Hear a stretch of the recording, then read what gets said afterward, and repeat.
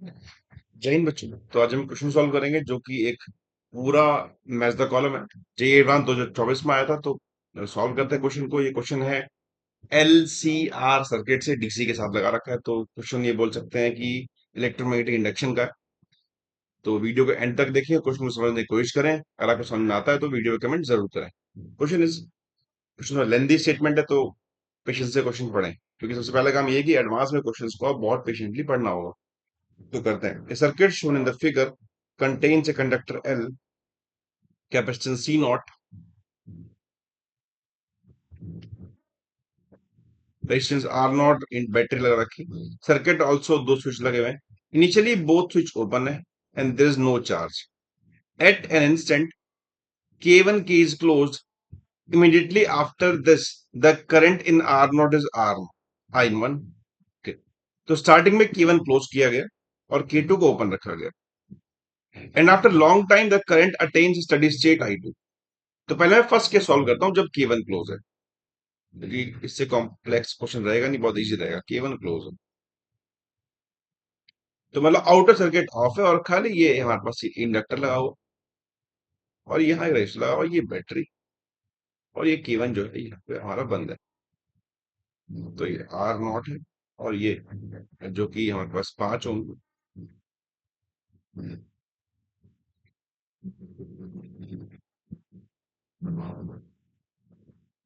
ये 5 है और ये 20 वोल्ट की बैटरी है। और इस समय immediately after this the current in R naught is found to be I1। तो यहां जो करंट फ्लो कर रहा है वो I1 बोल रहा है इसी इंस्टेंट पे। तो अभी सर्किट एक आर एल सर्किट है। अब इंडक्टर की प्रॉपर्टी होती है कि चेंज इन करंट को अपोज करना, और just T equal to zero पे, क्यों? बिकॉज ये बोल रहा है जस्ट आफ्टर, इमीडिएटली आफ्टर। तो जस्ट आफ्टर में इंडक्टर ओपन की तरह काम करता है, ओपन सर्किट की तरह। तो अगर मैं टी इक्वल टू जीरो पे इस सर्किट को फिर से ड्रॉ करूं, so I will draw the circuit like कि ये इंडक्टर को मैं ओपन कर सकता हूं जस्ट उस मूवमेंट के बाद इमीडिएटली। तो ओपन करेंगे, करंट कहां से? करंट की रास्ते जगह ही नहीं है, तो करंट की वैल्यू जीरो होनी चाहिए। उस जो I1 बोल रहा है उसकी वैल्यू जीरो होगी, बिकॉज इंडक्टर ओपन होता है जस्ट आफ्टर। लिखा हुआ क्वेश्चन में इमीडिएटली आफ्टर, देख सकते हैं इमीडिएटली आफ्टर। जब भी आपको बोले कि जस्ट आफ्टर, तो आप इंडक्टर जो लगा उसे हटा दें। नाउ क्वेश्चन के नेक्स्ट पार्ट पे आते हैं।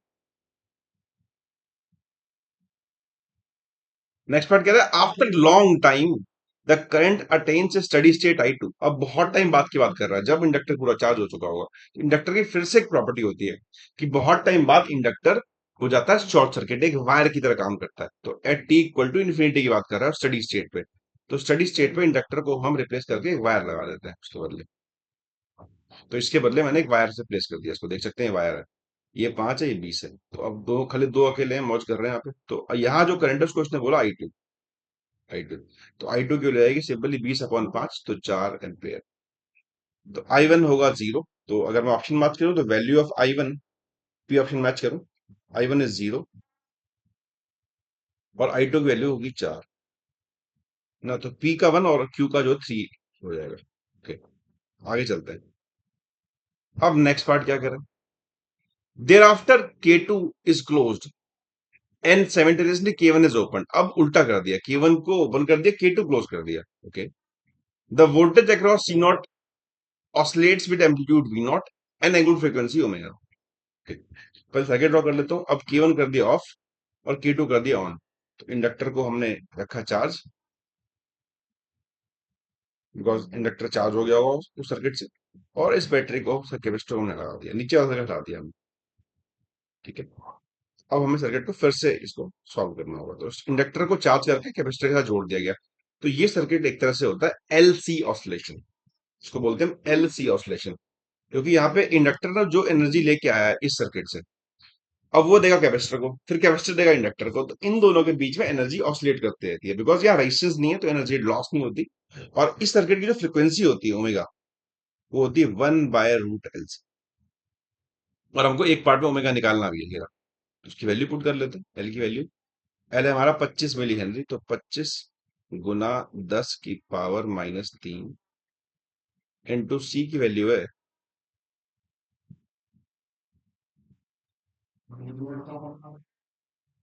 10 माइक्रोफेरेड, तो 10 की पावर -5 बोल सकते हैं। तो यहां से अगर देखेंगे तो नीचे बाहर आएगा 5 और नीचे से बाहर आएगा ये -4। 8 था नीचे रूट में, 4 रूट में था ये। तो 10 की पावर 4 मतलब 1 2 3 4 by 5, this is equal to,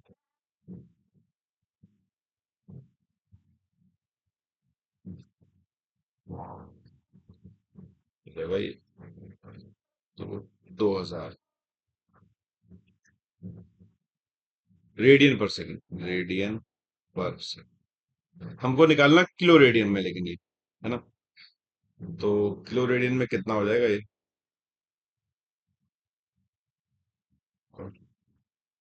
2 हो जाएगा आई थिंक, ये 2 किलो रेडियन, तो 2 किलो रेडियन, बिकॉज 2000 है, तो इसका ऑप्शन हो जाएगा थर्ड का 2। ठीक है, तो पहले पी का 1, क्यू का 3, आर का 2। पी का 1, क्यू का 3, आर का 2, दो ऑप्शन ये बच गए। अब चलते हैं लास्ट पार्ट पे। लास्ट पार्ट क्या कर रहा है उसको देखते हैं। लास्ट पार्ट में निकालना है हमको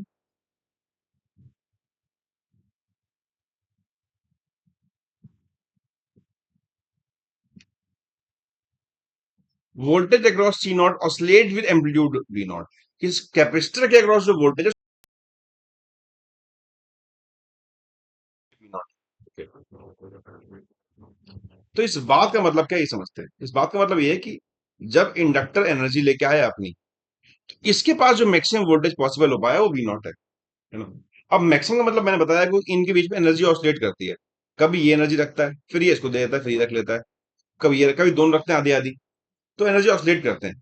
तो इसके पास मैक्सिमम एनर्जी कब होगी, सवाल ये। तो तब होगी जब इंडक्टर ने अपनी सारी एनर्जी खाली कर दी होगी, जीरो कर दी होगी, और सारी एनर्जी कैपेसिटर को ट्रांसफर कर दी होगी उस समय। तो कैपेसिटर फुल चार्ज होगा, इंडक्टर डिस्चार्ज होगा बिल्कुल ही। तो इस समय उसके पास मैक्सिमम वोल्टेज होगा, वही निकालना है। इंडक्टर कितनी एनर्जी लेके आया था, इंडक्टर जो एनर्जी लेके आया था, तो inductor of energy is equal to energy of capacitor किया जा सकता है। इंडक्टर एनर्जी लेके आया था half L I two square, ये आई टू करंट था उस समय स्टडी स्टेट पे, इन्फिनिटी पे, जब ये इसको जोड़ा गया था कैपेसिटर के साथ, equal to half C V naught square. Half से हाफ तो कट गया। एल की वैल्यू थी हमारे पास